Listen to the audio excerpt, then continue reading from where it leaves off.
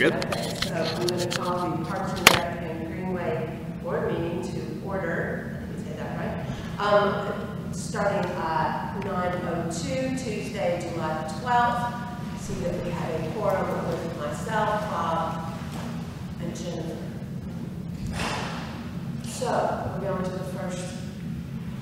We're going to adopt this. So we adopt the agenda. Mm-hmm. Okay, so we have to do this over. So I would ask if there's any changes. Oh, are there any changes? We don't have any from our No, side. we're not add anything to this. So do we need a second? Yes.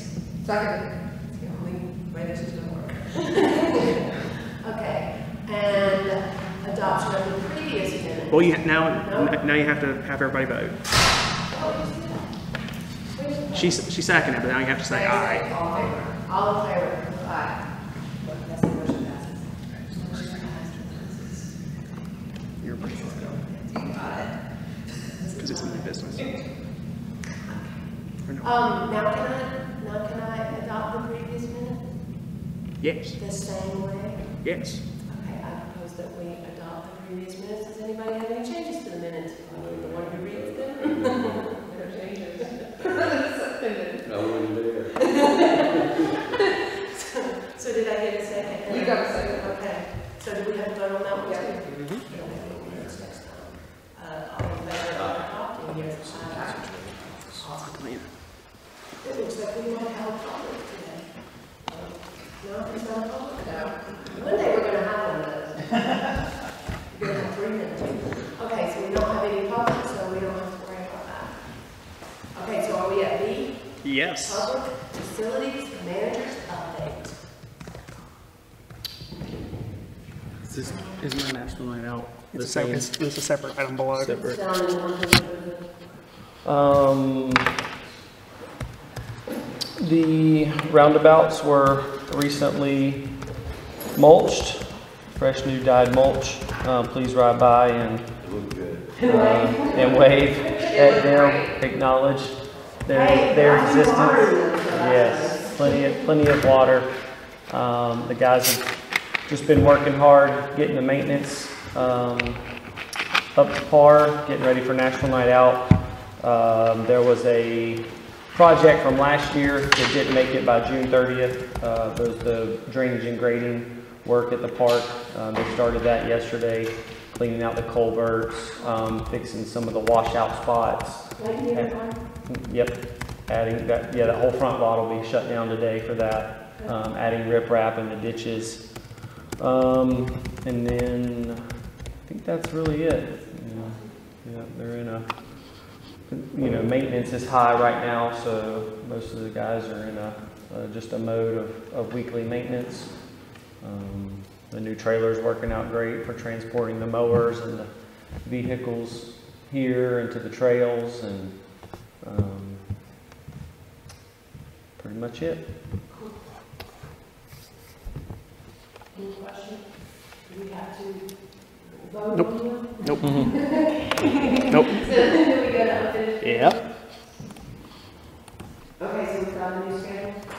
Okay, so yeah, Or revised schedule? I'm proposing that we revise the schedule. Council wants you all to have a joint meeting with them on the 28th to coincide with their council work session with July, this month. Did we mention that? We did. We need to formally change the schedule. So what the schedule does is it cancels our June 26th work session meeting, and you'll just meet with the council on the 28th. Okay. Same time though, right? 9 Mm-hmm. We'll have this at the top of the Yeah. agenda so you guys can get out before you can say, but so that you're not here waiting for us. You'll be good to go. Okay. So yeah, any questions about the schedule? It's really the only change. Already have that one. Yeah, no, I'm good with that. So I do need a vote to adopt this as presented. So moved. And All in Now favor? now you need to vote. all in favor? Aye. I don't know when we did one meeting with that. Okay, National Night Out, sir. So the planning has been fast and furious, but it's gone pretty well. So, as requested, we're doing a movie night.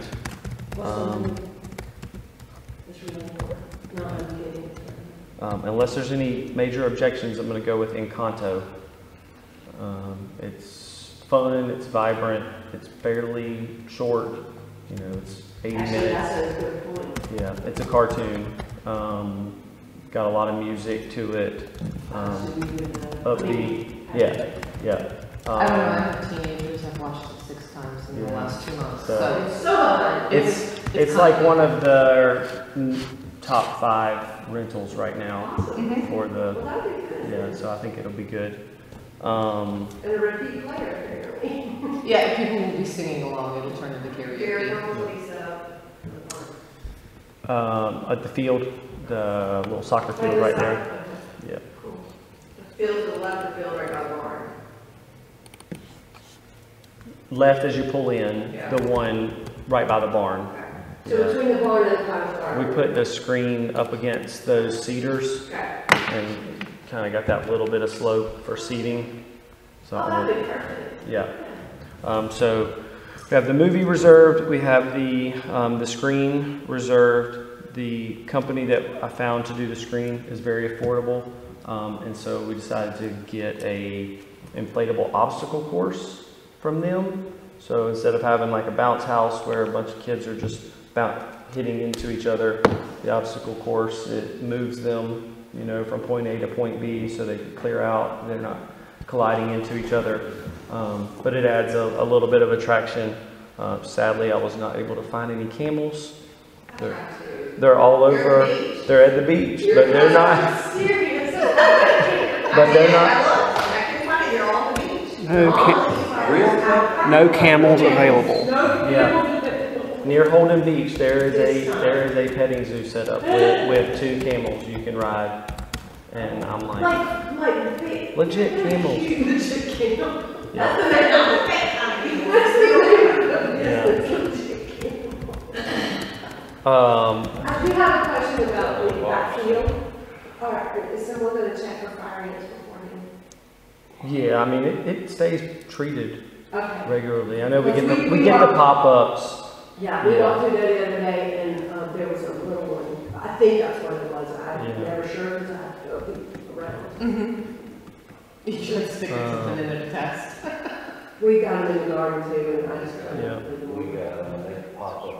Yeah, and then I was having trouble securing the band, and coincidentally, Jill recommended a DJ, and I'm super thrilled about it. So he's half the price. He is used to doing like fun kids events, so he not can just play music, but he can kind of engage the kids with a hula hoop challenge, a water balloon toss, you know, the electric slide or whatever. So I think it'll be great, honestly. More fun, upbeat, energetic, and he's familiar with the area. He's done National Night Out events before, so he's all about it. So I'm excited about it. And then our only still hanging thing out there was the food. We have not had any luck with a food truck that would have been affordable, even with a couple sponsors helping out. So we've got the burgers and hot dogs set up kind of as default, and the deputies have secured that. If we make that decision by the end of this week to go that route, it just doesn't look like we're going to be able to find a food truck that we can afford. well, we know how to do that. Yeah. First, Do you? I just wanted that. I wanted those words, food truck, just for the draw. And maybe if Joe can get Scarlett, maybe it's ice cream truck, and that helps, or something. But Ice cream is good. yeah. So, but no, it all. And how do we publicize this? I mean, how do we market it? So banners are gonna go up today. Austin helped me create a flyer, and you know, we'll just Next door, Yeah, all our other applicants. push it. we have a communications consultant that's working for us now, and Fast and she is furious. fabulous, and I'm very, very excited. So the marketing is going to be very, very good. Because this is like 2.0, right? I mean, this is National Night Out 2.0, not what we've done in the past. There's a lot more fun to be had on this. Yeah, hopefully. Yeah, I should get more. We used, a long time ago, we would do a movie night with it, so it's sort of a repeat. And, Got it? have secured law enforcement wise, when you guys coming? you know, Mason gave me the list, and I don't have it memorized, but it's pretty much the same groups, like the the sniper will be there, SRT, Highway Patrol, Fire? hopefully DNR. I think, I think he told me fire and EMS. I know EMS. Let me ask about fire. Yeah. I know the trucks are a huge draw for the kids. I know, legit trucks. Yeah. I don't think the dog could do a demo for some reason. I can't remember. Yeah. And they've kind of. I want to put on dog seats. Yeah. In August. Yes, go ahead, Gil. There's not enough insurance for that. They've Oh, kind you of. mean with Vikings? Yeah. The dog seat, yeah. I love dogs, I love them. Okay, that's good. That sounds awesome. So yeah, we'll start at 5, like 5 to 8:30-ish, and then the movie will start at dusk. And you will let us know what you need from us, like early, we need to come in early and help, or help John cook or whatever. Yeah, I'm happy to help. yeah, just be there, be present, you know, willing to jump in and help out a little bit. No ice sculptures to keep children away from. That's Christmas. I'm not gonna go.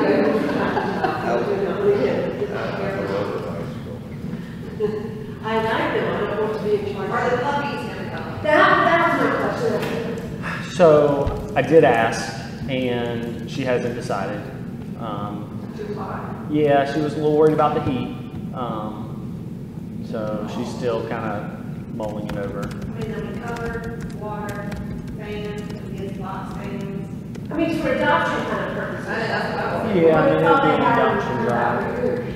Yeah. Well, that would be cool. I would like every event that we have in March, at least invite them. Yeah, I mean, it's a Yeah. huge draw. it is. I mean, And that needs to be like on the advertisement. people love it. Yeah. And hopefully, actually, get a couple of dogs. Yeah. Can we have some office puppies? Yeah. Anything else there? You need an office dog, is that what you said? Office puppies. Anything else on National Night Out? It sounds awesome, It does. really. So we'll have our meeting that morning. Yep, we'll have our meeting that morning. I'll run through everything again. Derek, I'm sorry, you said 5:30. Rain or shine. I went with 5, just to kind of spread the crowd out a little bit, you know, versus the earlier wave versus the. Yeah, that was kind Yeah, let's just make sure like we really got like how to schedule events and like movie starts at this time, we've got this, you know. I'm just saying 5 to 8:30. You know, movie starts at dusk, so you know I'm gonna tell the DJ, you know, 5:30 to 8, depending on the crowd. Okay. We're You gotta here, do this one. so we're to discuss, anything else on that? Angel tree.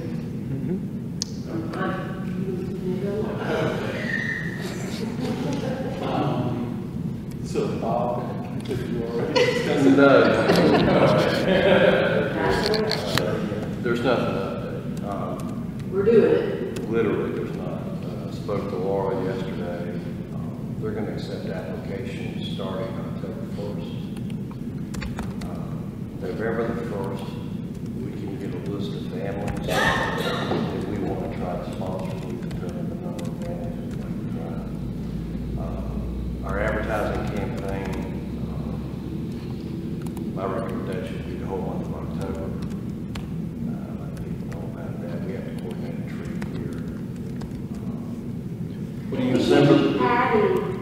if all the angels come off that tree really fast, we can add more in. Yes. We need it. What do you mean coordinate a tree here? Like, Well, we decided to put the Christmas tree here okay, so you versus the barn. needing a we would have physical a Christmas- tree. Yes, Yeah. so we would have a Christmas tree up November the 1st. Okay. Because I'll get the list of names on the 1st. Thank you. Then on December the 10th, as we discussed, all this is something, we Yeah. can change it. But the Christmas lighting, if you'll remember, we Yeah. talked about taking all the presents out to the barn as part of that whole ceremony. Mm-hmm. And then we have to have all the presents delivered by December the 17th. Everything has to be over here. So the critical piece is that people, and I'm hoping everybody will support this, but the people that do support it, they have to get the gifts back in a central location. That night, December the 10th would be a great place, because we can secure the barn. And then the next day, we can get some pickup trucks and look at it. So it just seems like a great way to promote. I would say that the presents are due, let's just say by December 9th.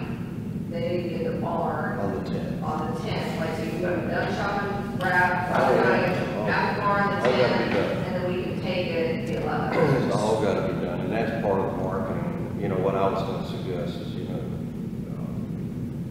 a couple of us work with Austin, whoever this new marketing individual is, and we set up a calendar, marketing calendar, and really promote the devil out of it, and try to get the HOAs involved. Some of the, I talked to Laura, I was asking her a question, I said, the way the presents work, the capital is passed, each child gets 2 or 3. There's one thing that gets it to need. They need it. Yeah.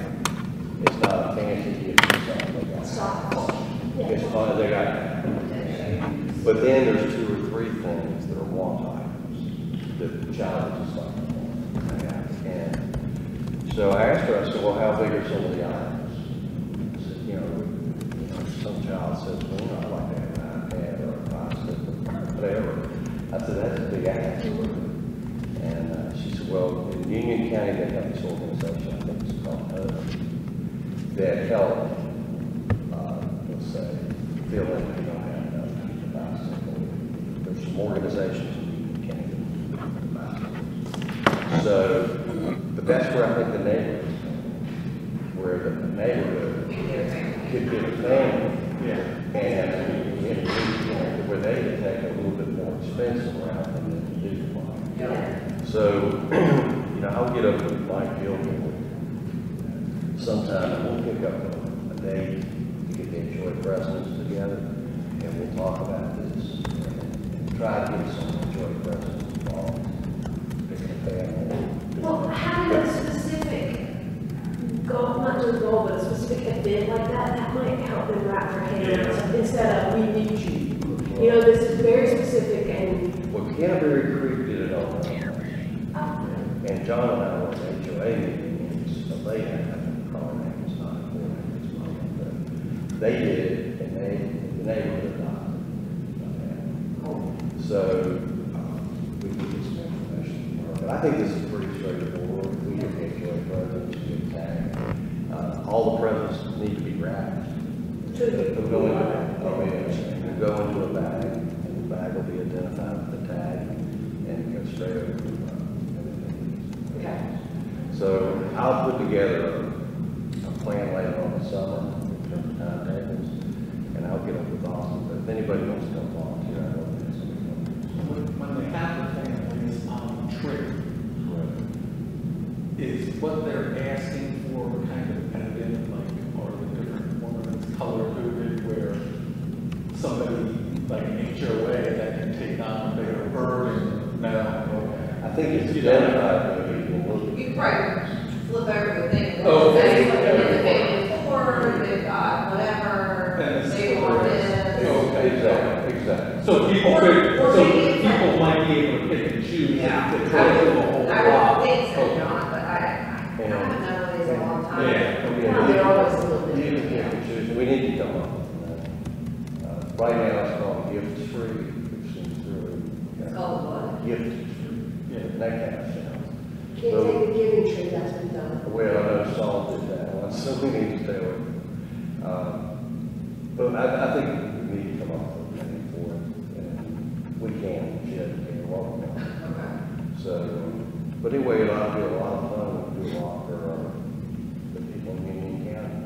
And we can get, like, if we decide, the one thing we do need to decide is how many taxes we want initially. Yeah.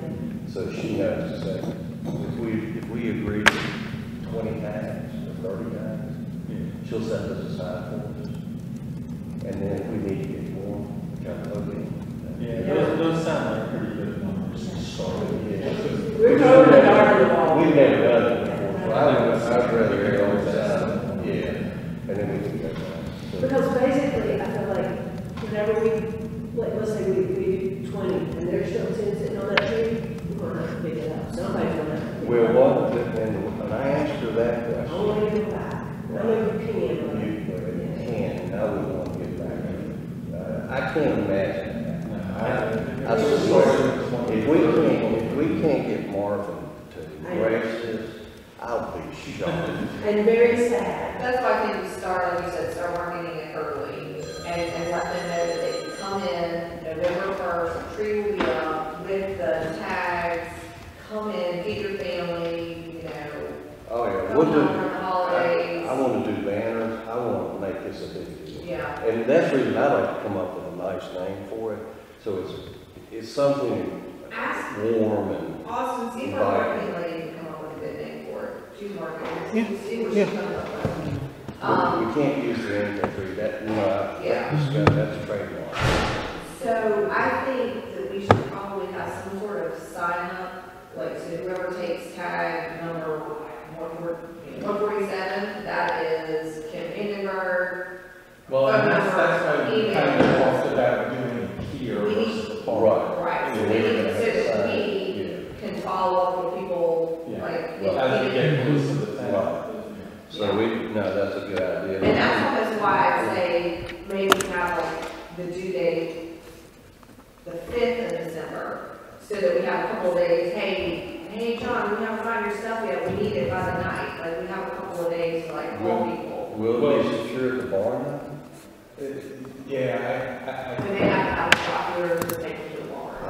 yeah. But I would have a couple of day buffer so that we can follow up with people. So what you're saying is the window, December 5th through the 10th, drop your gift If off. you can't make it on the 10th, Yeah. you can drop it But off. I need to say it's due by the 5th. Okay. Because then we can take it over to the barn, I mean, I have a car, I can help move stuff, but I would say by the 5th, and then if it's not here, we just have to start calling people. Because if people can't take tag, we can't wait till the 10th, I mean, I guess we could wait till the 10th, and if they don't show up, we Well, I have think you said 7 it's days. on for 17th. But I was kind of hoping we had everything, and then, They're due to the county by the 7th. Correct. so we have a 7-day buffer on that. Yeah. Yeah. But I mean, if you're pulling them off first, you probably, Yeah. hopefully shopping and wrapping and finish with it early. But we can make a really, you know, my vision, if we do it here, is make a beautiful tree Yeah, and make it really special so that people want to participate in the following year. yeah. You know, they don't come in here and see a 3-foot tree, you know. We have a good fake tree, don't we? Well, and is there a spot for it where somebody's gonna be able to kind of manage it? We put it right here. To take out. Right here, Yeah. with the chair. So last year after Christmas, I bought a 12-foot artificial. I thought it would be great for maybe in here or right out front with the big tall ceilings. So I would just say, can we pick a date? You said it needs to be up by November 1st. Yeah, I'd like to have it, so we got a full month Yeah. So to can promote we? it, and I'm all, I think Kim's absolutely right. I like that window from the 5th through the 10th. Yeah. And then we can take everything over there, Yeah. because So if y'all can just pick a date that, you know, we could come in here and spend a couple hours that'd be great. putting it together and Please do. making it look pretty, decorating it. I'm excited. I think I mean, I would say we could do it on the 27th of October after our work session. That's a good idea. And we can just, I mean, I've got. It might be hard to tell them an exact time because Well, y'all council can don't. start, and we can send a text and be like, if anybody can come help, like, come help, and council can certainly. We'll be prepared that night once you guys know. I can start wrangling board members. I'm good at that. I can start wrangling board members. I'm good at that. And I've got a boatload of extra ornaments we can use. I mean, It's a great idea. I need to check that date. I think I need to. I have like 8 boxes and I use like the same. Well, I'd like to boxes. do it about, so. But I'll be here probably. But anyway, thank you guys. I think it'd be exciting. So let's put that, let's plan on that and let's talk about that tonight. Okay, And also, I'll just get up to you a little bit later. that'll be fine. What did you say, Kim? Let's add that tonight, The angel tree? angel tree, and then have that we're gonna decorate it after our work session on the 27th. Got it. All right, next item on the agenda is discussion of Eagle Scout flag. Austin. Okay. You guys saw this at the last meeting. You've got a layout in your agenda packet.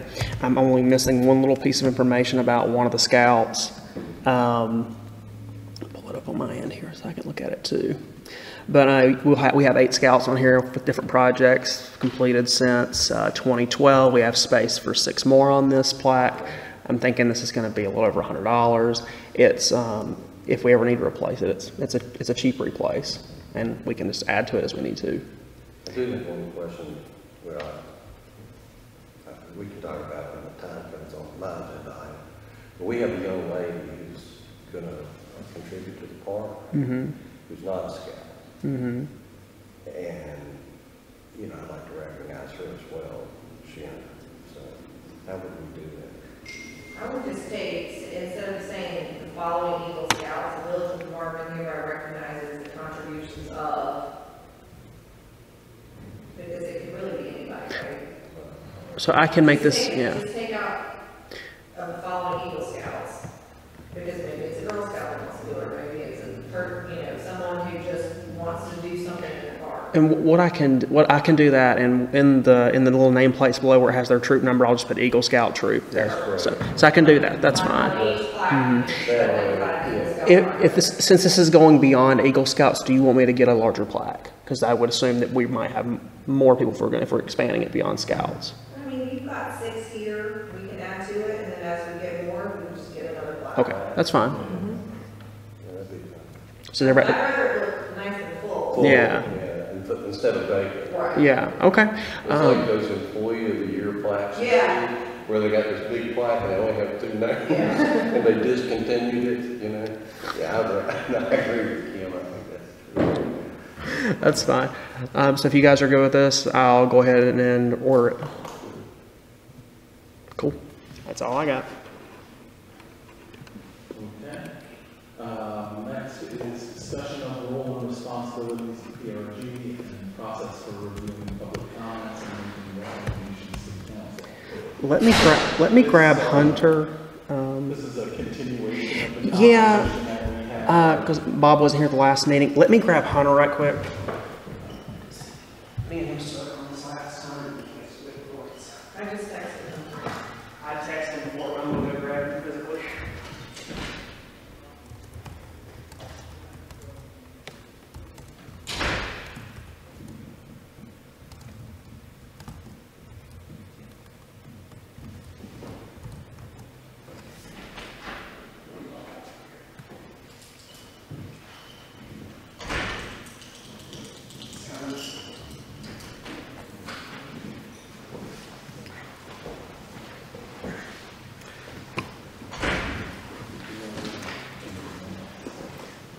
This is the discussion that discussing the role as advisory board.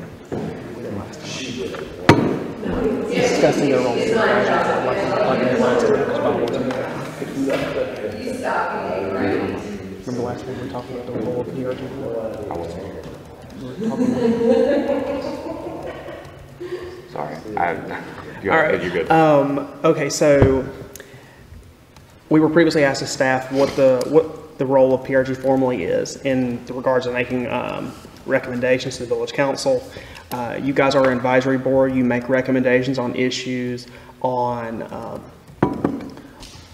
on issues, I guess, within your jurisdiction as outlined in the ordinance that established the board, and anything expanded and given to y'all beyond that. You give formal recommendations. That's things you vote on, and those are the things that are really outlined in the ordinance, whether it be a subdivision review. Trying to think what else. Well, it's from a planning and zoning standpoint, pretty much anything when it comes to land use or development, your guys' purview is, for example, like what's coming up next on the agenda item is that most of our developments, either if it's a subdivision or like Marvin Gardens Division of Zoning, has some type of open space recreation component. And so your guys' recommendations or slash review is kind of specifically tailored to those amenities, and does it kind of then meet the goals and recommendations in the land use plan when it comes to the Greenway open space, as well as even the Greenway master plan and the future Parks and Rec master plan. So as we get those more plans, that becomes kind of your guys' documents to review slash looking at consistencies and those recommendations within that. And it's kind of important, like I said, especially like with what's coming up on the next development, and even, you know, with the Heritage District in general, is kind of looking at the amenities they're providing, how all that can kind of feed in or connect in with the overall, the Heritage District slash surrounding properties or surrounding amenities, as well as like, are they, I mean, yeah, once again, is it kind of like the right fit? Is it the right, as in from a amenity standpoint? Does it kind of meet those intents of active recreation space and all that? And there's other items where you give informal recommendations on, whether it be things like the scout plaque or the planning for National Night Out. That's not something you formally vote on, but it's clearly within your purview. And anything that you do give a formal recommendation on that goes to the village council, they have the ultimate say in the end. They are the governing board, and they can choose to not follow the recommendation. That's well within their right. But it's within each board's interest to listen to each other and have a collaborative relationship. And really, staff is the intermediary between council and you guys. Yes, we have Kim here, and that's great. But whenever we're not having a meeting, or we're always available for you to talk to us, ask us questions. You can also talk to council as well. There is no barrier there. Does that make sense? Yeah, one thing I know, on the council's agenda, they do always have a section for Parks and Recs, and, you know, it's not something that I've attended in the past. I think you generally represented what we did that month before, but whether it's staff or council or the board, it's certainly something I'm willing to do if we have pertinent things that, I mean, does anybody feel that I should start attending that, or, you know, do you feel well enough that would it be productive?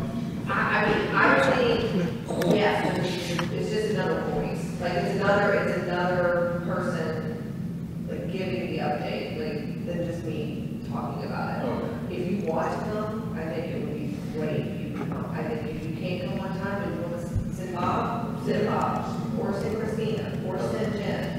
I think that I'm happy to do it, but I also think getting like the physical board's perspective is always a good thing for council to hear.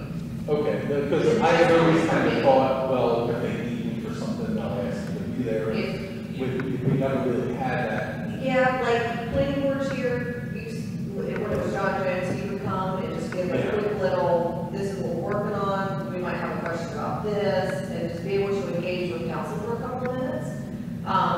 Because we typically ask questions at that point. So I think, yeah, I mean, if you can come, I think that would be great. Generally I can. Yeah. Then, Ship my last one off to college. Yeah. Then, I mean, I'm going to be bored. I'm happy to, you know, to give the updates. If you can't be there, but I think if you can, I think that would be good. And at least from the board, because I know sometimes, you know, the kids always done a very good job too, but, you know, if there's things that you guys feel you need to kind of be represented on too. I think too, that having, we all listen to different things, and we all take take in things differently, and we hear things differently. So having two people sometimes, and you get a better perspective, I think, a clearer perspective. I think it's a good idea. And we're ultimately responsible for what we do. She's not, we are. Okay. I'll make it. Or anyone, like I said, anybody, like, if you can't be there and everybody can see it, and you. Well, I'll let them know. Yeah, surely one of us can do it, yeah. Any More questions on that? Well, one thing that came up in a conversation about it though too is we used to, for new members, they would either get, we had books prepared at one time that had some pertinent information like the master plan. I know we don't need to be creating books, but at least an electronic thing for new members on the board and an opportunity for them to meet with staff to kind of understand how things work. We still do that. We still give orientations. It's a little more informal than it used to be. I do provide electronic resources whenever a new board member comes on. I share plans and documents and like the master plan, the rules of procedure. Jen's a little more versed in the legal side of things. I have to give her the full parliamentary procedure rundown, but yeah, we still do that. Yeah, we still do that within like 2 months of someone being appointed. Yeah, we haven't had what I would call a formal orientation, but after the last meeting, I mean, we kind of discussed this a little bit on the last agenda. But unfortunately Bob wasn't here, and then afterwards I spent some time both with Austin and Hunter with the plans and stuff back in the back office and talk about a bunch of stuff. So not a strictly formal, this is what we do, this is how we do it kind of thing. But yeah, and Bob, just you had originally asked about, the roles and responsibilities of the board, so we did have the beginning part of this conversation, but then also it kind of worked into, for new people coming on, kind of helping bring them up to speed, sharing that information. I think that's very helpful for a new person coming on, definitely to have some kind of digital packet or whatever. It doesn't seem like there's a whole lot of turnover, so obviously it's not like doing that on a regular basis. But if it's ready to go, then that's an easy thing. And it's putting something together. It's on my back burner right now. Just some kind of resource I can give every time we have someone new. It's just something I haven't had a chance to get to yet. Because I need to switch out documents every so often. I can't remember if it was Tom or somebody that there used to be kind of like some, I think they were not so much our board. These boards can be constituted very differently. But for like Board of Adjustment, planning board that have more finite responsibilities. They used to kind of have those regionally. So I don't know if they do anything like that for PR&G, but if they do, then they do. You really don't see much of that just because we're constituted. You guys don't have much of, in the sense of a legal authority. You're not quasi-judicial, and you're not a board that's like heavily regulated by state law, as planning boards and Board of Adjustments are. So there's not going to be as much of that, but it's a good idea to put something together. But as Hunter was just saying, our role is to make sure that things are consistent with the master plans. So to have a packet that's got direct links to those plans, it helps to orient, to say, these are the things that you're responsible for, and making sure that things are in line with this, as opposed to every time something comes up, going and finding those individually and playing catch up. And even something as simple as a contact sheet for the other members. I did get one of those. I send that, those go out every time. So that one was there, but just something, like you said, you have to switch out documents periodically. If that's That's just sort of what I think of when, you know, that would be helpful. If you don't have a copy of the master plan, I can give that to you. That's very easy to do. I'm sure I can find, and I've looked at it, but just sort of as an easy place of reference. Of, Yeah. You know, this is my PR&G, you know. PDF packet. Yeah, exactly. Like sort of a one-stop shop for like, this is the stuff that's relevant to my role, and just go there and, I mean, everybody would benefit from that, just. Well, I will make sure that is on my list of things to get to. It might take a few months for me to get that done, but I can do it. I can knock it out in an hour. We can we'll collaborate. That'll be fine.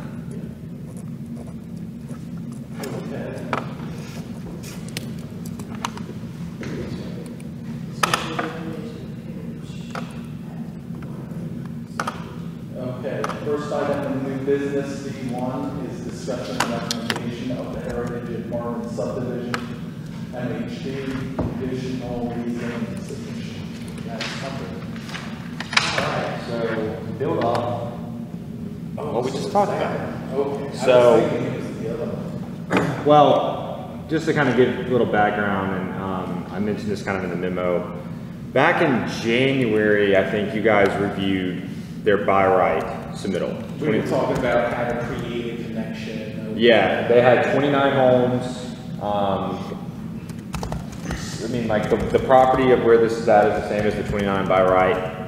The difference is that this is a rezoning submittal for the Heritage District. The Marvin Heritage District was established back in, I guess, January of this past year as well, through the adoption of the form-based code.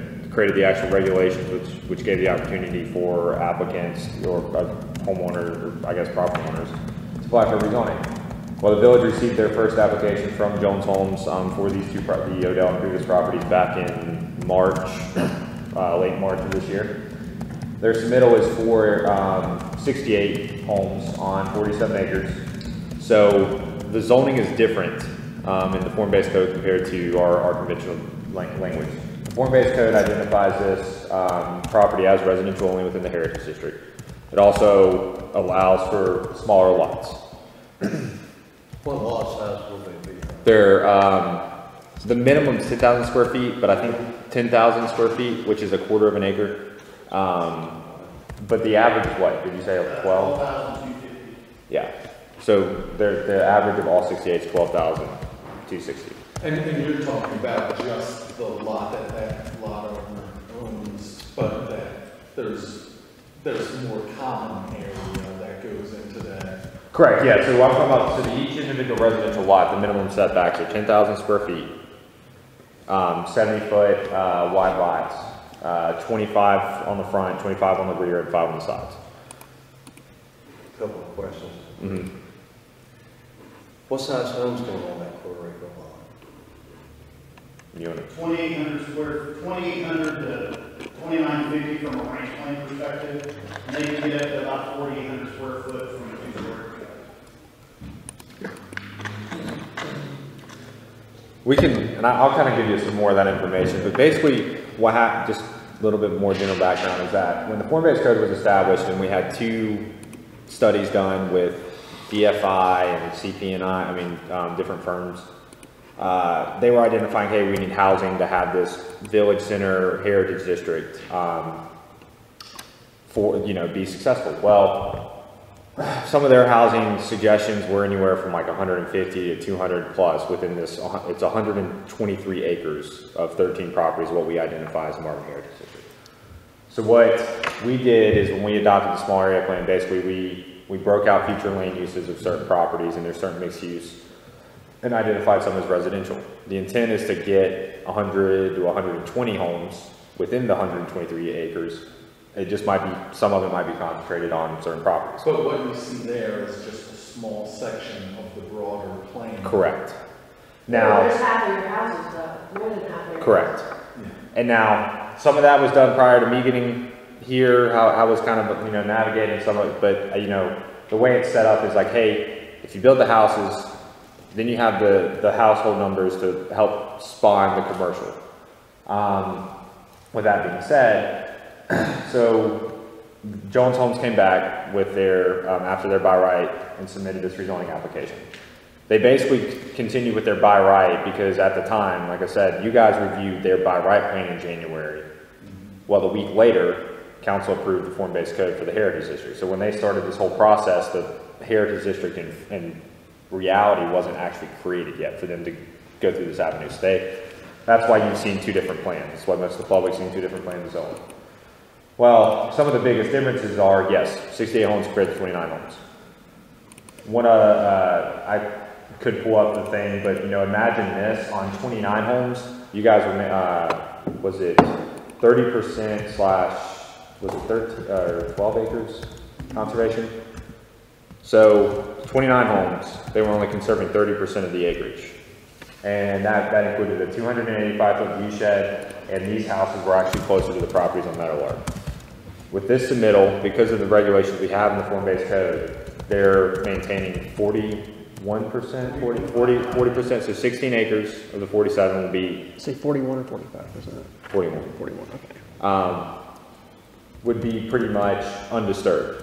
Because you got a 100-foot tree buffer here, that goes all the way around. The buffer around Meadowlark is a 75-foot no cut. So the houses are actually further away from the ones in Meadowlark, as well as you're conserving more of the natural trees and stuff that's there. The other big differences here is that because through the submittal is everything in red right here. This is part of the 100-foot buffer along there. The developers proposes to install a widened walking trail in the red to connect with this little buddy, which is the 2.5 acre park that the applicant would also be donating to the village. At this time, the applicant is not proposing to install any type of amenities and stuff, but if the rezoning is approved, that means that you would have a walking trail installed, as well as in the village would have 2.5 acres that council would work with staff, PR&G. This is where some of your guys, your purview kind of comes in on creating what we want there. Kind of similar how we did kind of like a little sketch. Yeah, kind of over like Joe Kerr, Marvin's Schoolhouse. It's not that you're going to have a sidewalk. You'll have a trail through that red. Correct.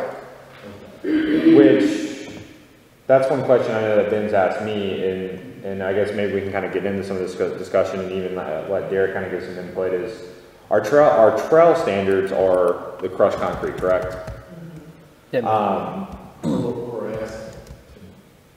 Can it be asphalt? Yeah. If you're going to do a natural surface, then that's where the crushed concrete standards minimums come in.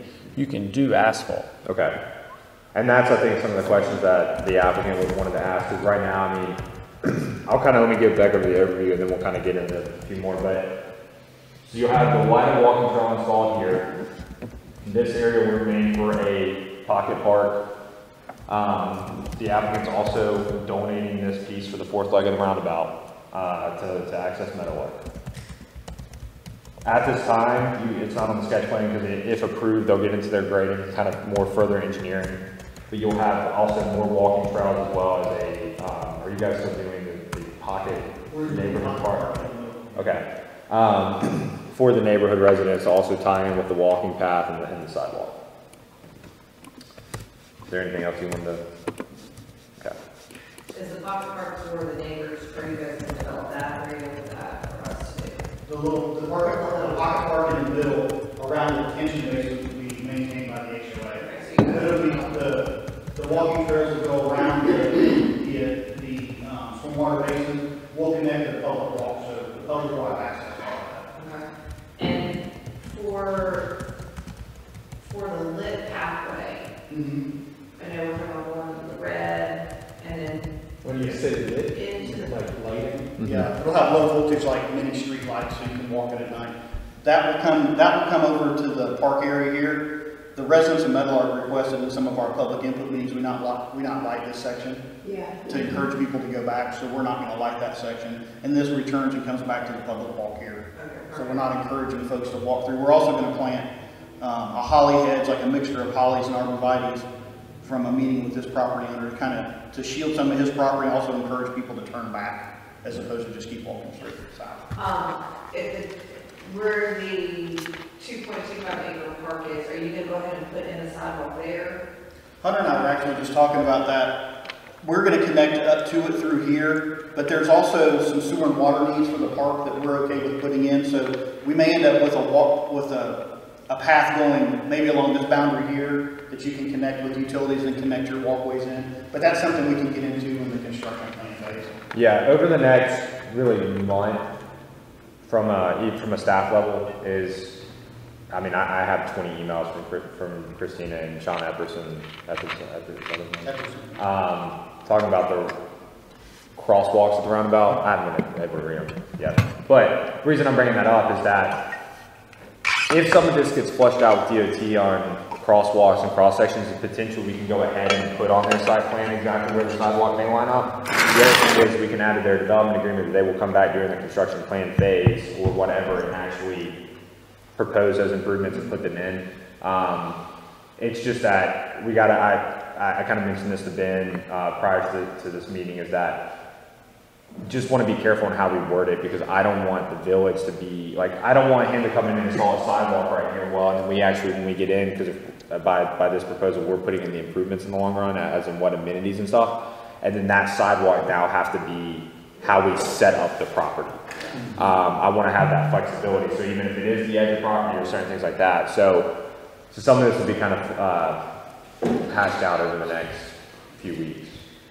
With the crosswalks, I know you said you haven't had a chance to do those. I'll talk to Christina about it because it's obviously a big deal, because we need to get those crosswalk sections into the roundabout that's being built. Into the island. But on the left side, I mean on the right side, right, no, go down a little bit, then right in, right, kind of where the black dot, the two black dots then. So that's your land. If we then put in, say, a sidewalk is going to go there, we put those on the construction plans. Then we would just take it from there instead of the property line. Okay, so we can do that in order to try to get them add a crosswalk into the Yeah, because you want to have the continuity of it. Plus, if we show that on the site plan, we can kind of force it to get to where we just put it. Which this is also would be tying into the whole Marvin Loop thing. It's another thing I'm trying to get wrapped up this week as we move forward. Well, I think that's another reason that they'll go ahead and put in Correct. the crosswalks for the roundabout there. I haven't been able to, I skimmed some of the emails yesterday, and I know that was one of the questions I was asked, so that's kind of my plan after this meeting, is go through that. But yes, I'm hoping, kind of the goal, especially with the time frame of, if approved, their project as well as Marvin Loop, is that you would potentially have this installed, you'd also have the roundabout complete as well as the Marvin Loop all completed within the 6 months of one another. So that would then bring us to one of the biggest things we've been trying to achieve through the land use plan as well as the form-based codes. You create that walkability, and that's one of the biggest things. I know that's a big, something that council wants to make sure that they have. I know there's a bunch of ponds in that whole area, and the adjoining properties. Are those retention ponds existing ponds, or are those? No, we will build these. The only thing that's here is just the wetlands. Yeah. But the water that you see kind of in between them? Right here. Those are existing wetlands. That's the okay.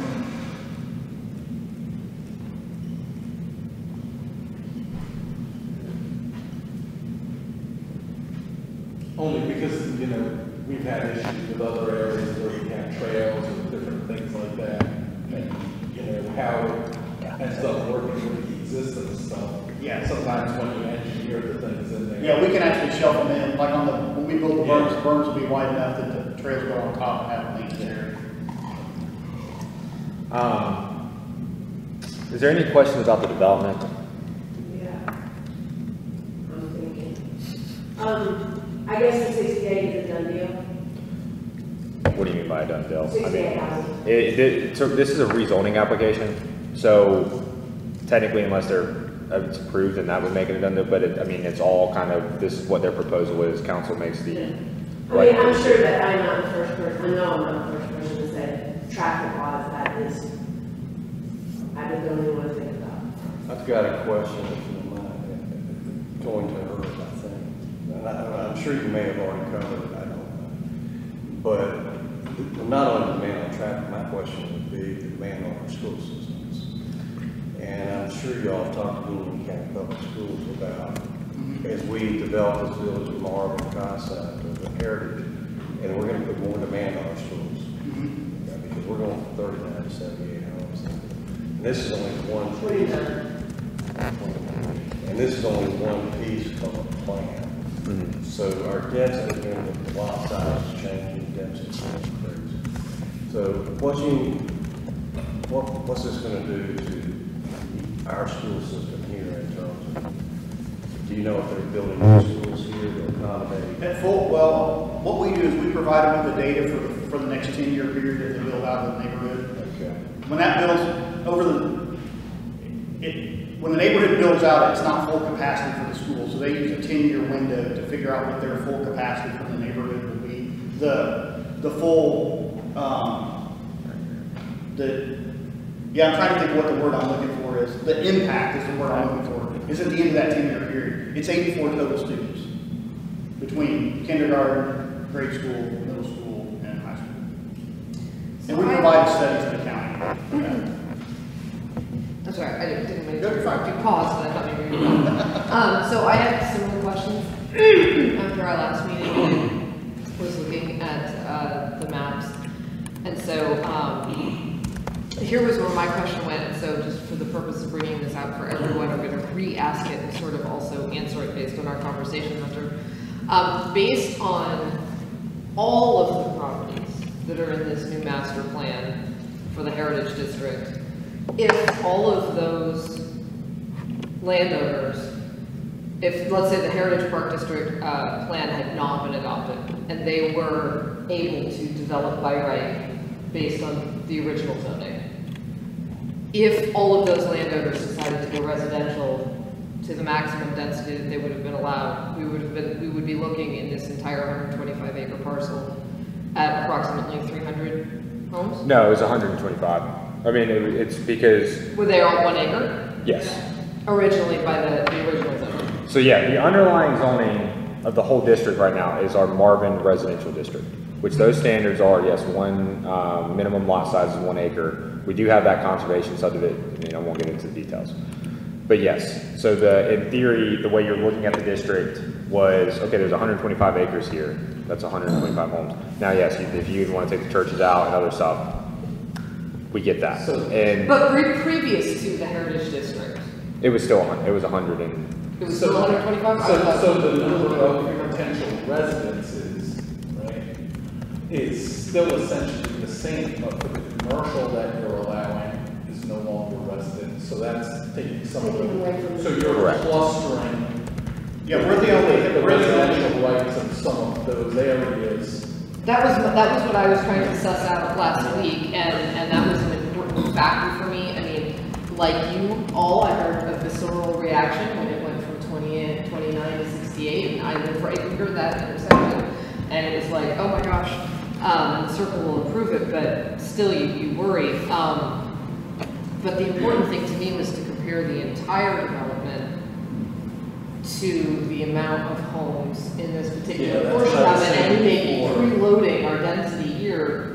Which... But do we stop? That's the weird thing. We do it this time, and then it's all going That was so my point. This is just one piece of a puzzle. Yeah. And there's property right across the street from that, Scott Lett's property, that I'm sure everybody would like to do the same thing to, except those of us who live in that park. So... But they can't, right? Yes and no. Simple answer is no. It's a tougher road for now any other property, quote unquote, to do something similar to this, because when we did the Heritage District, we made sure to create safeguards. So the safeguards of that is one, we did a small area plan. Small area plan is basically just for the Heritage District. It's kind of it's a appendix of our 2020 land use plan, which basically is saying is that, okay, now if Mr. Lett came and wanted to do, his is 24 acres, let's say he wanted to do 50 homes. This is for conversation, or this is for illustration and discussion purposes only, like just making sure. I'm not following you. Yeah.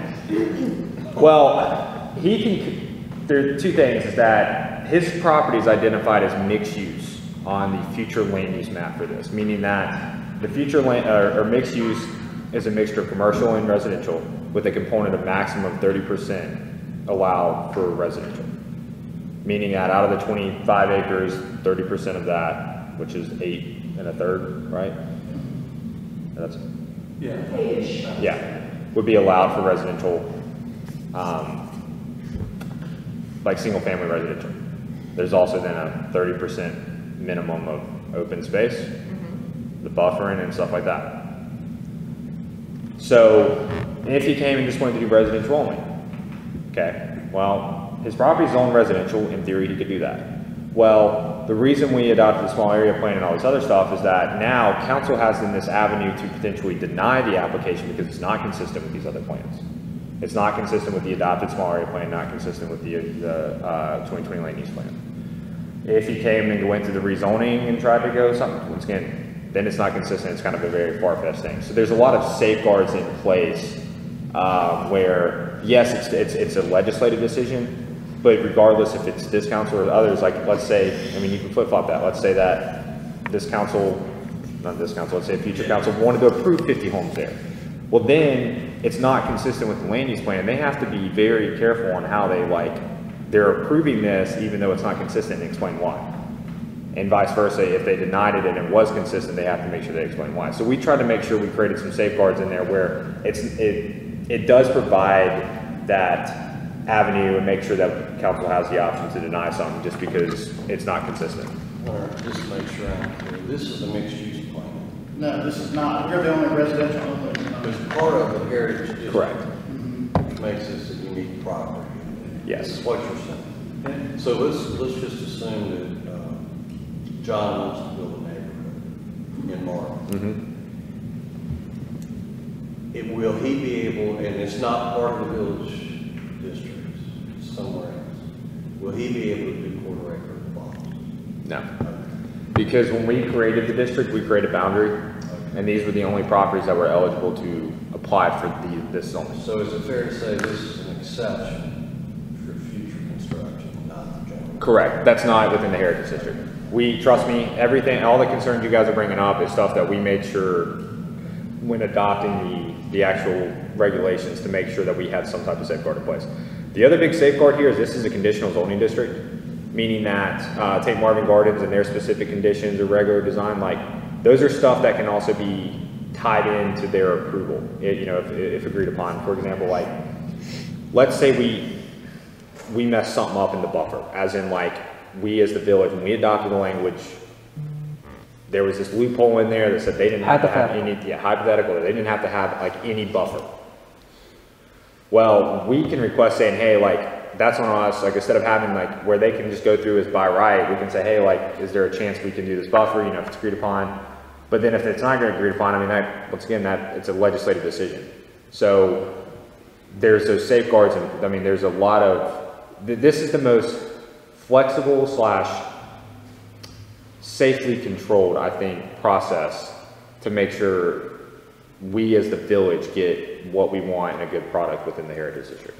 Yeah, I think it's also important, we're all residents too, so that's why we have questions, and I think it's good that we're doing that, but to focus back on what our purview is as a board is really, some of these questions that we're asking are really more answered by planning board and council. But it's but I think it's good that we do have these dialogues. Well, I think it's relevant also to our purview because, this affects how much space is available. Like, for example, Hunter's example, totally hypothetical that, if this other person wanted to develop their property, they would be limited in residential to 30%, right? And then our purview pertains to the rest of that, but also in thinking of how that development, what does that 30% looks like that's developed residentially? Just because it's 30% of the land doesn't mean it couldn't also be 5,000 square foot lots and really, really dense housing. Like 30% of land doesn't necessarily equate to low debt or, a number of residents. And then how that land is being used as residential and what its walkability and, all of those things are going to kind of intersect. And so I appreciate the flexibility and there are some dangers with the flexibility, but also with the that it's countered by the safeguards. It's just obviously a little, you're a little uncertain of, what later on if a developer says, oh, well, we'll give you this in exchange for high density on our 30% residential, is somebody gonna end up making that deal and we get denser and denser and denser within here? Whereas I think that's the fear that we have. That's gonna be a fear regardless. Yes. It doesn't Yeah. matter if we have this or we don't have this, that's your fear anyway. So you better make sure you get the right people in office who give a crap.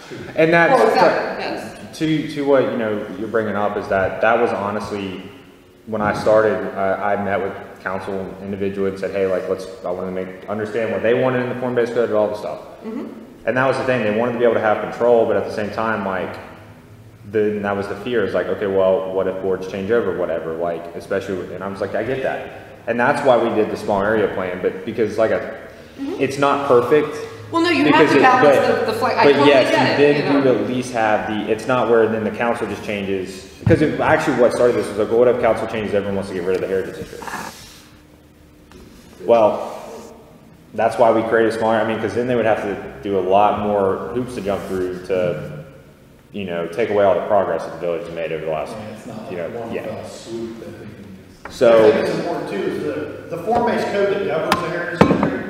I couldn't come in as a developer and say, well, I'll give you a 5-acre park if you give me 5,000 square foot lots.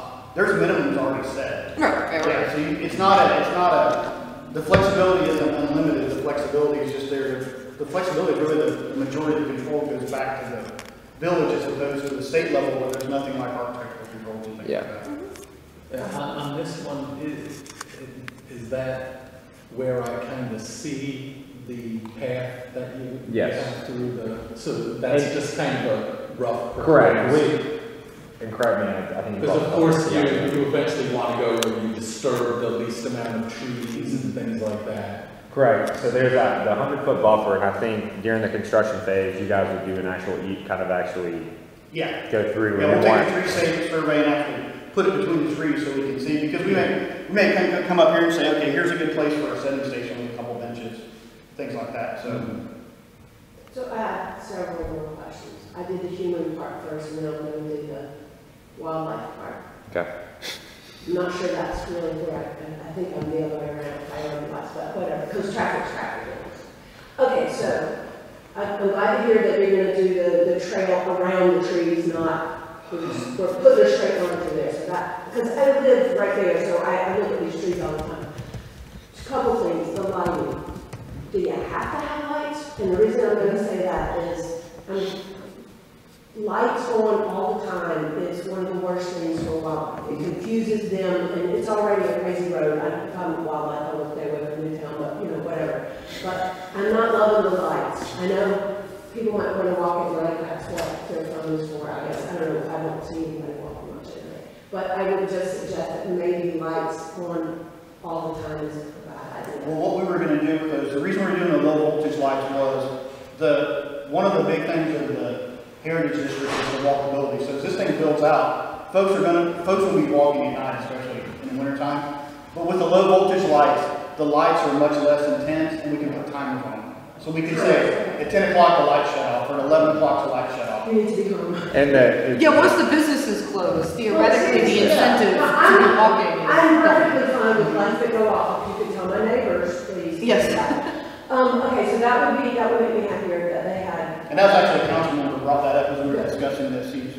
He brought that idea up, which is a really good idea. Good, thank you. Okay, so the next thing then is this idea that we have areas that are called pocket parks. My fear on that, I'll just be blunt, is we take all the native plants out and we put a lot of non-native stuff in. I would personally prefer you just leave what's there. Everybody's, the little owl that's living in there is really happy with what he's got. I know that may not look beautiful, but it does to the things that live there. It is exactly what they want in this life. Are you talking about? Well, This area right here, this down here will stay. There'll be no disturbance around it. Because it's a swamp. Well, because it's a wetland. This will all be disturbed as part of the grading, so we have to replant it. Now, we're okay with listening to recommendations for native plants to put back in it. We're fine with that. Normally, what we have to follow is some sort of municipal landscaping ordinance, but it's something that I can, we can. We have tons of native things to pick from. Yes. Tons, yeah. My question is following up on hers.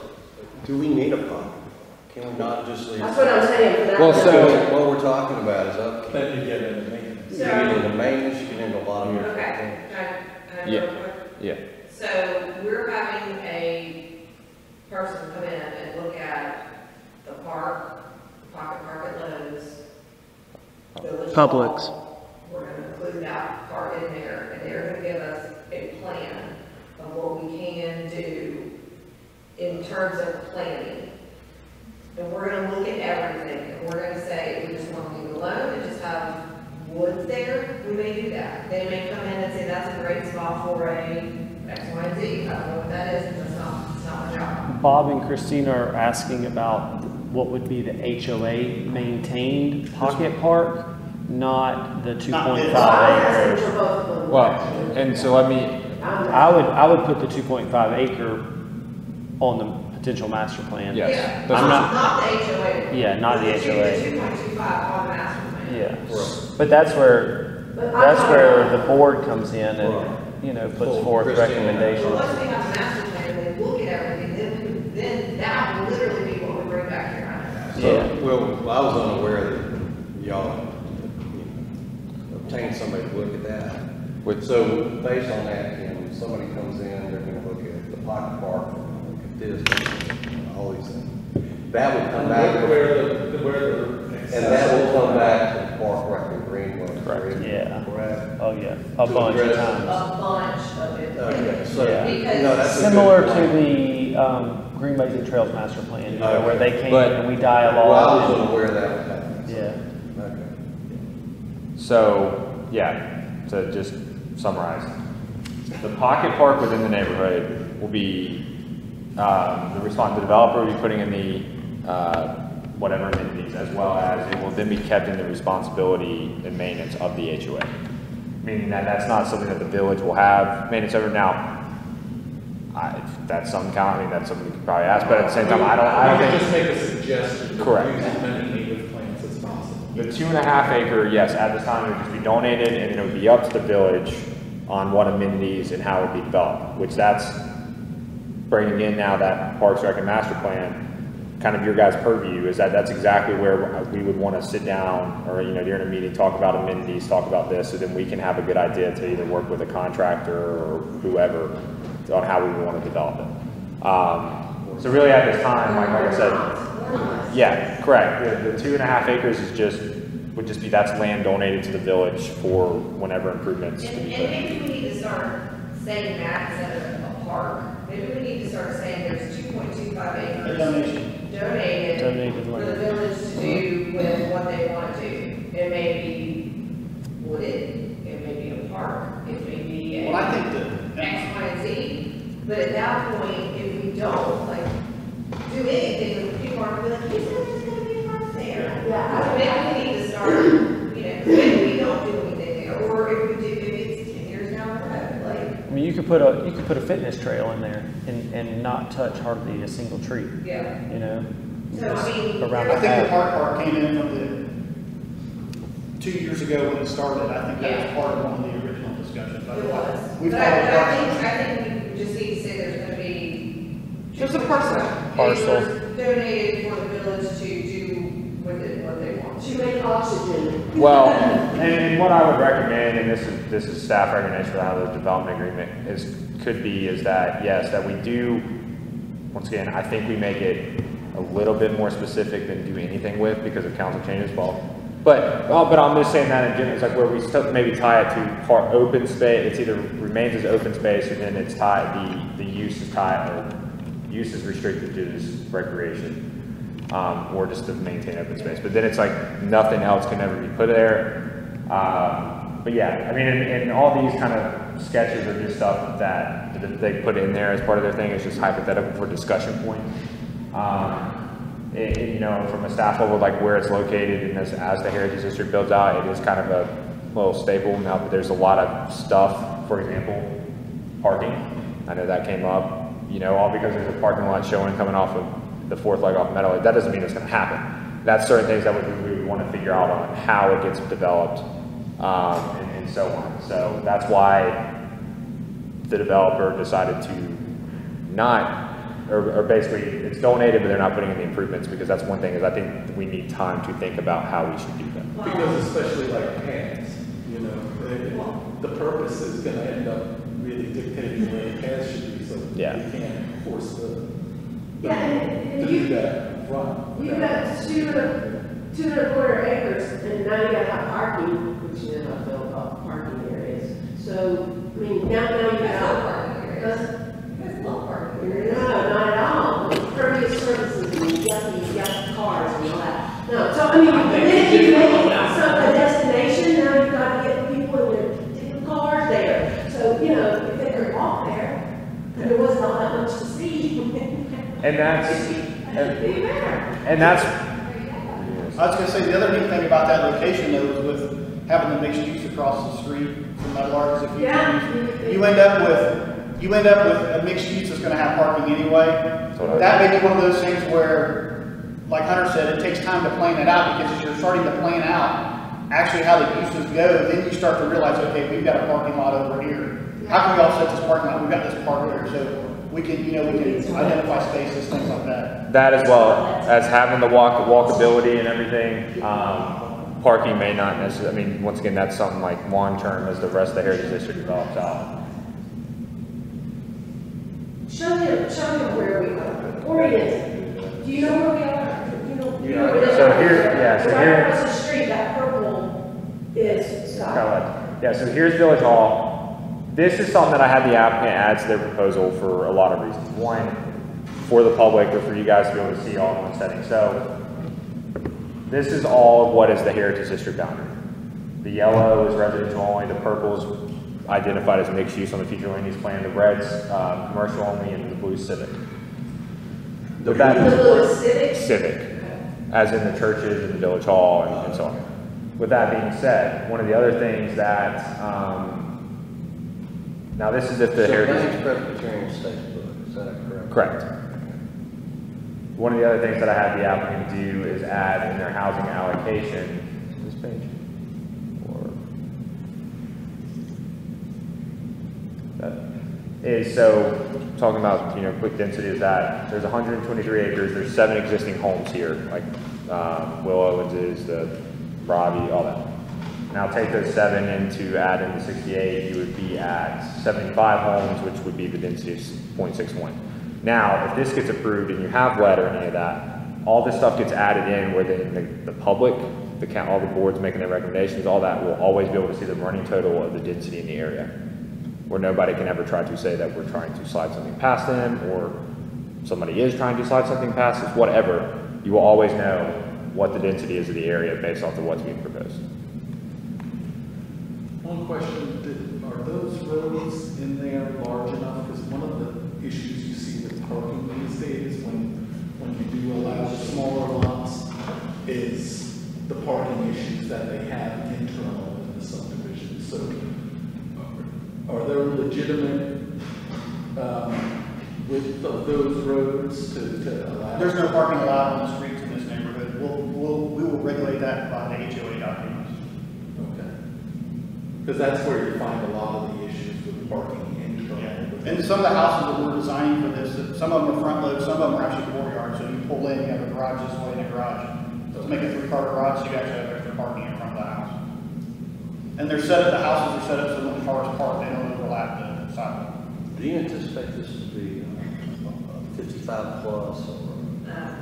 No, that's just. Because you want to know the true value of that, and why it's on recommendations, because that's kind of it.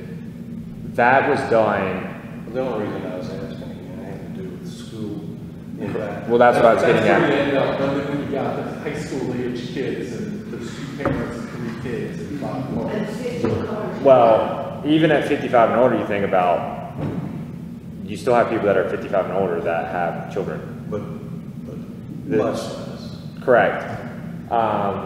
As well as that is something that's typically regulated by the HOA. I mean, even though it's like, for example, the cottages, like that's some of their conditional zoning. It's like, that's something very hard to regulate from a village standpoint. No, I was a question. Yeah. No, this is just as just a traditional Because my subject. concern is the school system. Well, okay. And I just noticed it doesn't have amenities there per se. So what you see in a lot of those places, they have a pool house or clubhouse, and people park excess cars there, you know, on a regular basis. But there really is no parking other than what's in the residence. Which I've talked with the applicant on adding just a few on-street parking, as in like it's cutouts where it's not actually on the street where it would impede traffic or anything, but having areas that just for some of those reasonings. That's one of those things when Hunter and I talked about that. As we get into the construction plan and the grading, that's when we can start identifying those areas. It's hard on a two-dimensional plan to say we'll put 4 here, 1 here. And the last thing I do want to mention too is traffic. I know that traffic came up. So they do a traffic impact analysis study that DOT reviews and based off of DOT's engineered standards, because Newtown Road is a DOT road, will provide to what road improvements they have to make. Well, since the roundabouts should be done, or come out, it will be done. No, just remind me, because I don't believe anything. No. Based off of what we talked about with DOT is, unless there's a different update tonight, is that it's still on track for spring, summer of next year for construction. Yeah, but we've been hearing that for 5 years. And one of the questions always comes up, well, it's like, well, what if the roundabout keeps getting delayed? Pray there's no hurricane. Well, their development, if approved, is contingent upon the roundabout because they have agreements with DOT for water and sewer extension. So you're never going to have homes or this traffic impact without a roundabout to an extent. But one of the things that was discussed is, so their original proposal had 2 entrances. They based off some comments, feedback received from staff and during the first public involvement meeting, is this is now just an emergency fire access. Their one entrance is up here, which is that exactly where it's at? That is, that's the one where it's moved over, yeah. You'll have a turn lane to turn left in, you'll have a median and then a right stacking for right turn. One of the things that I recommend, that staff recommended, I think council was good with the recommendation, is actually making the development a right turn out only. Meaning, because the roundabout's going to be right here, everybody coming out of the development just makes a right turn, goes around the roundabout like that. Because overall, because even though based off of DOT's stuff, making a left turn, it's not saying it needs that / any type of other road improvements. We still all know that one of these recommendations are done based off a 35-mile-per-hour zone, and not everybody goes 35 miles per hour through there, especially around that corner. Well, frankly, them turning left out of their own development really doesn't affect the rest of us. That just affects those 4 people that live in there. Right? Yeah, but you got to still think if somebody was turning left out of there, it would do nothing but back into traffic that hopefully the roundabout's going to let it flow a little smoother. And that's a very common concept now of turning right, coming around the roundabout. We do it here. Yeah. I live on, not on Middle, on Margaret Road, and we pretty much turn right out. Yeah, you can't go anywhere. Turn left unless the cops are there. Thank you so much. So. But you did say that was going to have a dedicated left turn lane into the development there? Yeah, so if you're coming this direction, you can turn left in. But you said... But it will have its own lane so that people waiting to turn left are not backing up the traffic in a circle? It will. It should be almost, normally DOT requires 4 to 5 cars worth of stacking. Okay. We actually looked at this with where the DOT improvements are going to end and hard stop. Yeah. We connected and give us probably 1 more car. Okay. So. But you did say that DOT did a traffic study, and I heard some of the numbers that came off of that. What were they, how much this would add to the load that we already... It's 53 trips in the morning during rush hour and 74 in the evening during rush hour, I think. Or did I flop that? I just wonder how the numbers... Yeah, 56 a.m. peak trips and 76 p.m. peak trips. And it was 770. So, because I used to build simulation models, I know it all based on what you put in there. So if they do, you probably can't answer this, but if they do a model of what they think, DOT thinks is going on right now, does it look like what's going on right now? Do you see what I'm getting at? Well, or does it look like there's 12 cars sitting there and that's it? because it's not, you know, you see what, because I don't know how they could possibly have data. Because people just drive differently now. I mean, Well, they have have daily traffic. They have traffic count numbers that they do yearly. That they put. Okay. They'll put. I've seen it on the county. Yeah. So there's a GIS map you can go and you can look at the daily numbers. Based off of 6,000 a day, isn't it, something like that? Yeah, based off of those numbers is the criteria then for when they have to. So they're using relatively new data. Yes. Okay. It's updated either every year, every 2 years. Okay. What's that total traffic again? 26,000 cars a day, I believe. On Newtown? And this is adding 77 to those? I mean, is that? Well, it's adding 778 trips per day. So, Which could be, one car could have, I mean, 10 trips, right? I mean, that accounts for the UPS trucks, the FedEx trucks, the Amazon trucks, the people living there, all their kids. But with the roundabout though, I don't think you're going to see much. It's not going to be as bad as a traffic impact as it would be. Yeah, no, I mean, if we could just get the roundabout in there, even with the additional stuff, it's going to seem less than what we currently do. Because right now, I mean, just my parents live on Golden Bell, and at that time of night, I don't turn left. I go around Joe Kerr. Yeah. All the way around. Thank goodness for your phone and it tells you where you can drive. With that, Well, I just get to that intersection, and unless somebody's going to let you in, I mean, they can't even let you in because they're already stacked. Yeah. You know. with that being said, is there anything else you wanted to? Yeah, I want to talk about trails around the pond. Yeah. Go. So we're going to install walking trails around the stormwater pond as part of the neighborhood. My question is does the board have a recommendation, if they have a preference? I know that this trail is going to get dedicated to the village, so it's going to be the 8-foot paved trail. Would you rather me not do pervious surface trail? Would you rather me do like the crushed concrete to have impervious around those? I mean, Especially around water. okay. You're just gonna make more trouble, more runoff with impervious. And does it have to be 8 feet? Pardon? Does it have to be 8 feet if it's not? I'm asking for a recommendation. Yeah, but this is the HOA owns this one. Oh. This down here is HOA. Yeah, the HOA will install the HOA will maintain it, but I'm asking for some guidance about materials, width, what would you like to see? I mean, I think you only have 2 choices really, don't you? Crushed concrete or Asphalt. yeah. I mean, we use granite fines sometimes to make those trails, which is like the really small.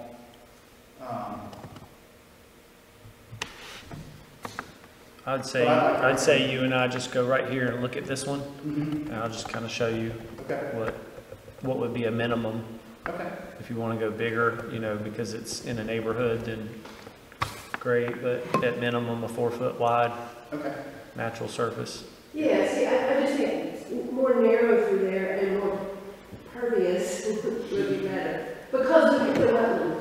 And I have something like that on my property, and you don't want to mess with it. Yeah. Well, Because it actually does a great job of sucking up the little. It does. It works, I mean, as intended, right? It works really, really well for that. The other flip side, talking about it between like a 4-foot trail and an 8-foot trail. If it's a 4-foot wide trail, I have the opportunity to kind of serpentine it a little bit, whereas an 8-foot trail kind of just follows the contour of the pond. And, you know, you get a little more footage of the trail. Can be a little bit more interesting. Yeah. With that being said, basically based off of how our ordinance, I mean, because this is sort of also sketch plan for you guys to make a recommendation. It can be a recommendation to approve as submitted,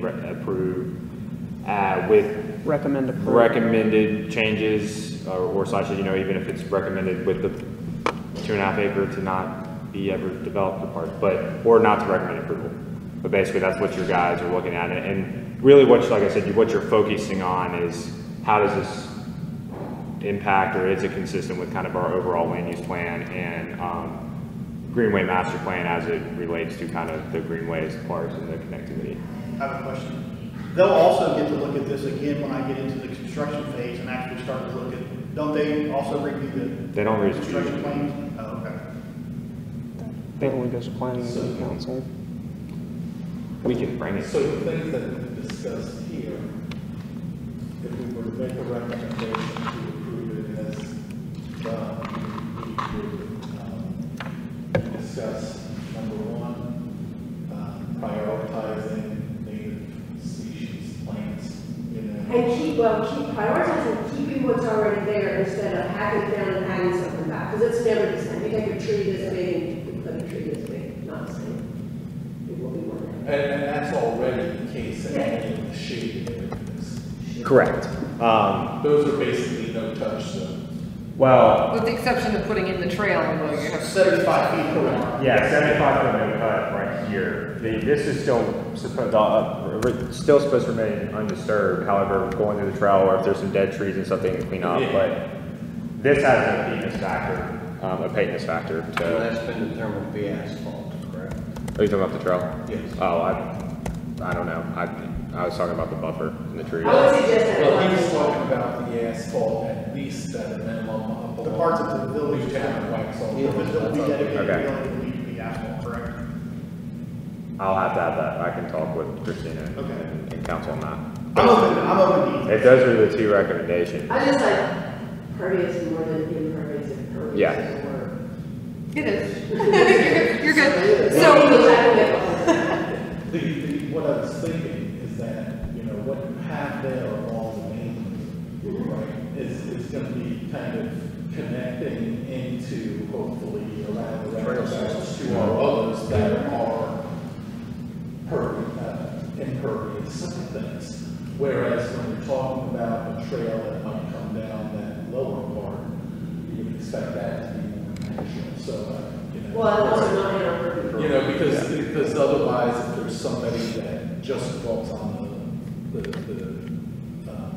asphalt ones, you know, to that point, you're kind of giving them an option. You have one that goes that way, and you have one that goes. No, I just want to make sure. Yeah. That's correct. So, the two recommendations I heard, if you guys are recommending approval, are minimum disturbance / native species and, the asphalt? No, we're just talking Lights on timers. about. And lights on. So conserving existing plants, planting native species, lights on timers, and what else? Hold on a second, instead of conserving existing plants, because we know this area is going to get disturbed with grading, we need to put replanted with native plants off of the approved list, right? Is that what we said? That's correct. I mean, you gotta do what you gotta do, obviously. yeah, I mean, I think the HOA part is sort of within our purview, but obviously the HOA is going to be in control of it. We would prefer that it stay as natural as possible, but I'll given read it's it, going I'll to read get it. disturbed Someone can during say maybe. construction, it's going to be a wasteland to begin with anyway, so if they can restore Yeah. as much as possible that it looks natural, then that's great. But that's within the development, and so, you know, whatever. I am pleased with the border around this being that, you know, when you're driving along Newtown, it's not really going to be very visible. So density isn't really within our purview, and we're not really gonna see it, the traffic issues notwithstanding. I do like the idea of having the asphalt walkways in the most public areas, meaning the stuff that's going to connect and relate to crosswalks and sidewalks and commercial areas. In particular, if you guys want people to come to these commercial areas, they need to be traversable by people who are not as steady on their feet as gravel. And, you know, wheelchair accessibility and stuff like that, or not even wheelchair, but like my parents would not be walking on a gravel path as easily as an asphalt one. So I think for accessibility, the stuff that is closest to the very public portions, you know, impervious surface, I think is better. And then in every other place where we were talking about sort of dissuading the public from going, then it maybe evolves to something more natural. And that's what we just talked about, is basically the whole front Yeah. of the asphalt and potentially that, as well as what's in. I was sort of reiterating to make sure I was sort of expressing my opinion and also making sure I was understanding. Use this point as a break point, wrap the asphalt trail here, and then if we go up into the park, and then, Yeah. I do have one more question about soils. You were talking about doing grading there near the wetlands, I call it. That's nice. Most of the new construction that I see, they just rip off what little bit of topsoil we have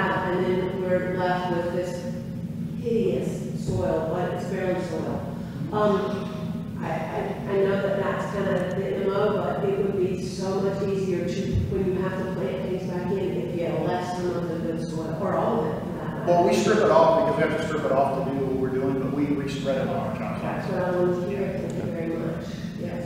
Sometimes we spread it over the whole, the funny part here is like I grew up in the Midwest, we could respread it over the whole site, but we had to put a topsoil. Here sometimes we run out, but yeah. So when we do a site like this, our park and common areas get the first respread because we know we're gonna tear up the house lots, and then we start with the back and front yards of the house lots until we run out. Yeah, underneath the house, don't care. Exactly. Yeah. And all the internal streets have sidewalks both sides. Yeah, curb and gutter sidewalks. And that would be, the responsibility, that would be part of their maintenance agreement, yeah. Anything else? Do you want me to recap? Yes, please read We're it. gonna do away with the term pocket park, correct? That'll be our marketing though. It's for Pocket Park, but that other parcel off to the side near the roundabout is no longer park, it's just parcel. Yeah. So I want to make sure I have everything down. The 3 conditions that you guys want to go for: replanting native species, installing lights on timers along paths, and the use of asphalt for paths closer to pedestrian and potential commercial areas. Add, conserve native plants as much as possible, then add that. Conserve Let's not cut them down and then replant it randomly. plants, conserve native plants where possible.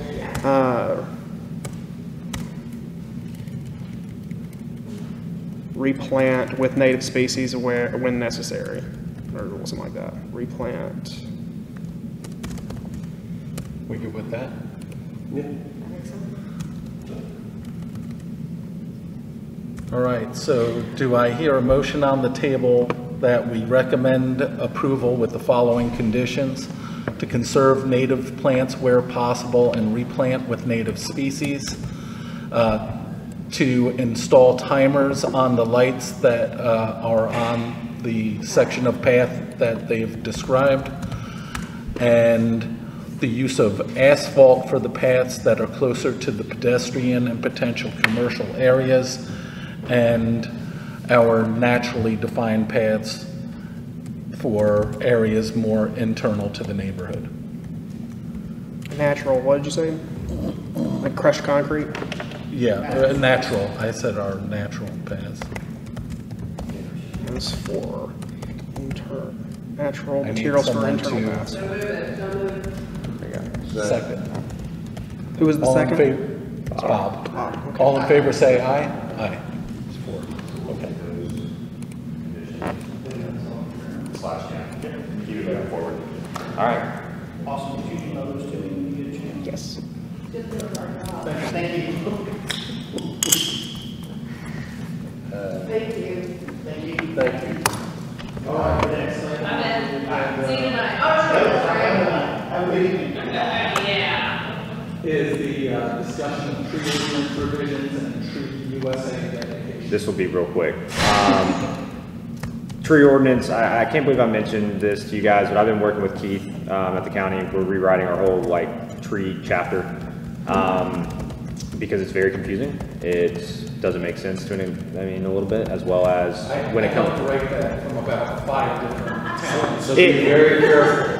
Well, what I mean by that is that the purpose is good, as in we're taking out the purpose and kind of the intent, and then making sure the regulations are more clear on its tree removal permits and all that. The other thing we're doing is amending our tree planting list, and instead of having it in the ordinance where it had to go through a text amendment, will be an administrative thing. So if there's ever any type of changes that need a PR&G council or any of that, all that can be done in-house.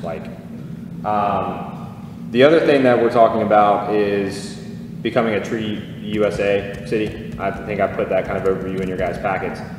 Basically, one of the requirements of that is when you're doing these ordinance revisions, we have public standards as well as private land standards and vice versa. That will be part of the ordinance revisions. The only big other thing is that we then have to honor Arbor Day / plant a tree. And that's where I think you guys will kind of come in, is that we'll maybe do a dedication, or if we do something more, whatever. It literally, correct. And so that's kind of why I'm just bringing this to your guys' attention. I mentioned it to council at their work session, I think, last week or 2 weeks ago. They were on board with it. I wouldn't think you guys have any issue with trying to become a true USA city. I think it would be a really cool dedication to do.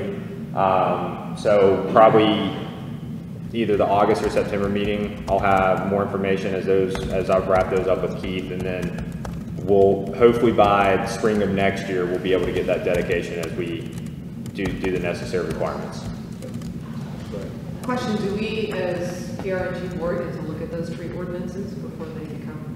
I'll bring them, yes, because that I think is even though it's a regulation type thing, I think that's something definitely to get your guys in. And that's why I was asking, is I have strong opinions about tree ordinances. But isn't necessarily, that's not part of our official role in saying yay or nay, but. It'll still be kind of part of your guys' purview because of the Tree USA dedication. Okay. That's all I got. Cool. Next is discussion of 3-bin compost of easement gardens, and that's I've been meeting with a very nice young lady, her name's Madeline. She's about Oh, she works in the garden. Yeah. Yeah, she's working in the garden twice. She's just a great little lady, and she has asked to do something in the park with her dad. So her dad and she are going to do a 3-bin compost bin for us. And what they've chosen to do, and it's been approved, a review with Derek, they're going to use the reused mallets for the sides. And then we're going to use cedar front slats to dress it up a little bit. They're going to go clean the area out near that fence. You're not going to do it. Exactly. So anyway, I showed them that, and they're going to move some of that stuff out of the way. And I just want to say that she's just a nice young lady. She is. And we should have this done in about 2 to 3 weeks. So Well, here to Madeline. if she needs any help, like, in that, figuring out exactly where to put it or cleaning up. Well, I got the location. Her dad's an engineer at DYI, so I anticipate this to be pretty good. Yeah, she'll cover. So that should be done in about 3 weeks. What did you say her name was? Her name is Madeline Finn. Madeline with an E on the end? No. L-Y-N, Madeline. Finn, F-I-N. And would you guys like her on this plaque I'm doing? Yes, absolutely. Okay, for the 3, okay, make sure she gets added. Absolutely. It's just great to have young people wanting to get involved. Well, I'm going to just piggyback on that a second. I have a list of people who've contacted me over the years, and I have as many as 5 people come out to the garden even when it's only 8 degrees. When the high schoolers are complaining it's hot, because they generally don't complain. So we were worthless after those 2 hours. But anyway, I've had a couple of work days and had people show up. I finally got one to show up at 8 o'clock in the morning. He goes, I figured it would be cooler now. Yeah. And I said, tell friends. Spread the word. Yeah, spread the word. Why are we out here at 4 o'clock in the afternoon? But anyway, they've been doing a really nice, I've had several people come out and help. All high schoolers, and they just do a good job. all right. Next is agenda items, review of action items. Okay, really fast. We're going to add the angel tree to the council agenda for tonight, and I've took down a lot of details for that, so we'll be all good to proceed to marketing, and we'll decide on the date and set up the tree. So we're good there. Me and Derek are going to work on PR&G orientation packets for future use. Let's see, I'm going to email Ben those conditions from the approval, and I'll make sure that Madeline goes on the plaque. Awesome. I'll make sure that it's written on a sheet of card. I think it's M-A-D-A. Yeah, before we immortalize it on the plaque. Mad A. Lynn. Okay. But she's written it in her own hand, in a piece of paper in the truck. Okay. I'm pretty sure.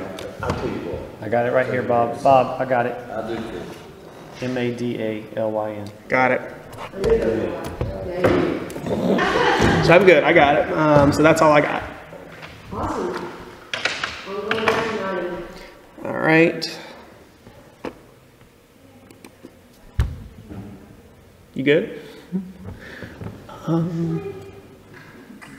only thing we didn't talk about, ongoing action item list was, National Night Out coming forward as, I think you missed that.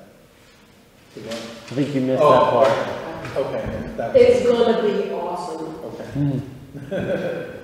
If you were 5 years old, you would love it. And then the next is board member comments. We're gonna be kissing dogs again. If we're lucky. I got it.